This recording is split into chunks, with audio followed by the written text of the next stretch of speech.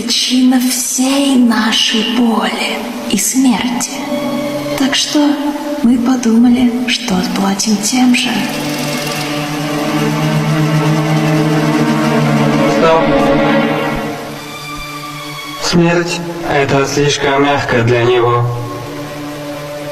Но смерть — именно то, чего он хочет. Не так ли, мистер Афтон? Если он будет жить, мы не уйдем на покой. Как я сказал, смерть — это слишком мягко для него. Что насчет нас? Это неопытно. Все это правда того стоит? Я понимаю твою злобу, но... Если бы и понимала, ты бы не хотел убить его побыстрее.